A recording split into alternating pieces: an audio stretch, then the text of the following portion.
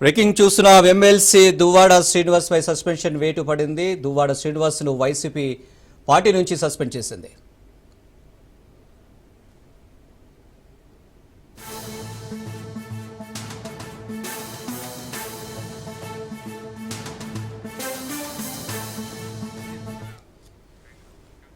MLC Duvvada Srinivas పై suspension వేటు పడింది.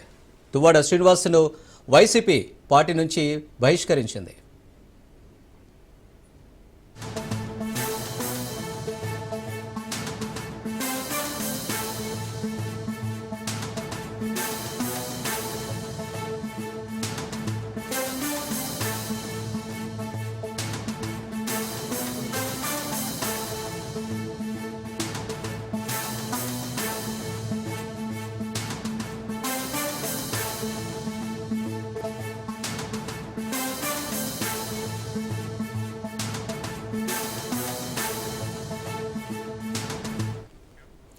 MLC Duvvada Srinivas పై suspension వేటు పడింది. దువ్వాడ శ్రీనివాస్ ను వైసీపీ పార్టీ నుంచి సస్పెండ్ చేశారు.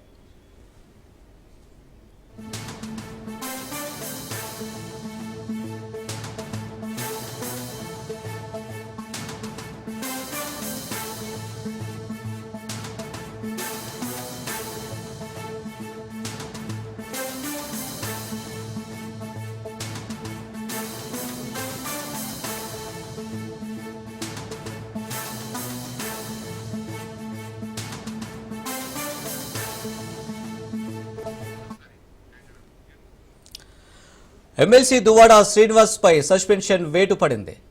ఎమ్మెల్సీ దువ్వాడ శ్రీనివాస్ ను వైసీపీ పార్టీ నుంచి సస్పెండ్ చేశారు.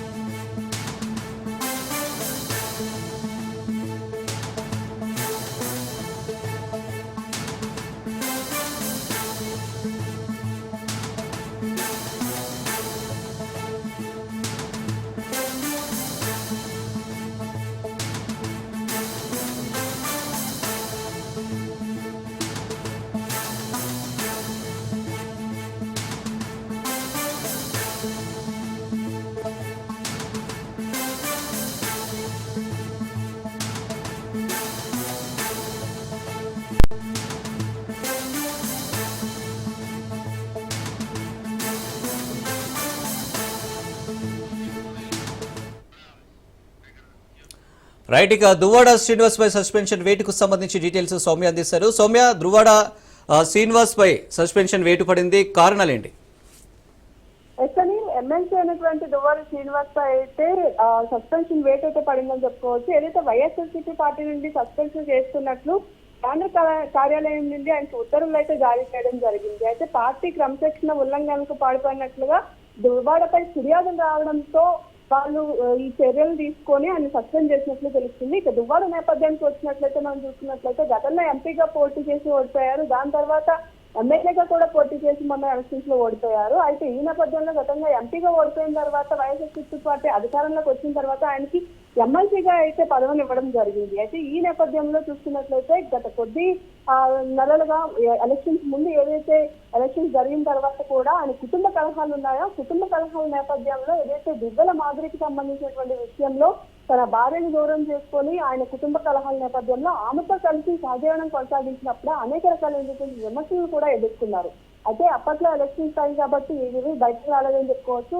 ఎలక్షన్స్ అయిపోయిన తర్వాత ఏదైతే దువ్వాడ తీరు ఉందో తర్వాత బయటకు వచ్చినప్పటికీ కూడా పార్టీలో జగన్మోహన్ రెడ్డి దగ్గర దువ్వాడకు ఉండేటటువంటి ఏదైతే ర్యాపో ఉందో ఆ ర్యాపో బట్టి దువ్వాడ శ్రీనివాస్ అయితే పార్టీ నుంచి ఇప్పటి వరకు సస్పెండ్ చేయకుండా ఉంచారని చెప్పుకోవచ్చు. అయితే ఈ నేపథ్యంలోనే ఇన్ఛార్జీలు మార్చే క్రమంలో కూడా వైఎస్ఆర్సీపీ పార్టీ ఓడిపోయిన తర్వాత ఆ నియోజకవర్గానికి సంబంధించి దువ్వాడ నియోజకవర్గం అయినటువంటి తెక్కల నియోజకవర్గానికి సంబంధించి అక్కడ దువాడని మార్చి కడాడ తిలక్ అనేటువంటి వ్యక్తికి ఇన్ఛార్జ్ బాధ్యతలను కూడా ఇవ్వడం జరిగింది. అయితే గతంలో ఇన్ఛార్జ్ బాధ్యతలు ఎందుకు అప్పచెప్పారు అని అడిగినప్పుడు దువ్వాడ తనకు చెప్పే పార్టీ నిర్ణయం తీసుకుంది, కొన్ని రోజులుగా తన పార్టీ కార్యక్రమాలకి దూరంగా ఉంటాను, ఫ్యామిలీ తగాదాల వల్ల అని పార్టీ దగ్గర చెప్పడంతోనే ఇన్ఛార్జ్ పనులను మార్చారు అని చెప్పుకుంటూ వచ్చారు. కానీ ఇప్పుడు చూసుకున్నట్లయితే దీంతో ఇదంతా జరిగిన తర్వాత దువ్వాడ విషయంలో శ్రీకాకుళం జిల్లా వ్యాప్తంగా ఉండేటటువంటి వైఎస్ఆర్సీపీ పార్టీ నాయకులందరూ కూడా ఆయన దూరం తగ్గడం, పార్టీ కార్యక్రమాలకి పిలవకపోవడం, ఇదంతా కూడా కొద్ది రోజులుగా ఇంటర్నల్ గా జరుగుతున్నప్పటికీ కూడా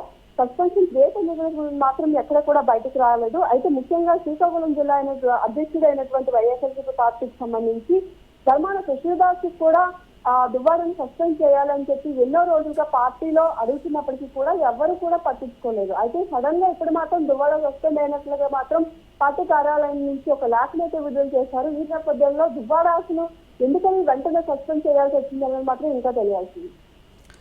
రైట్ సౌమ్య, థ్యాంక్ యూ.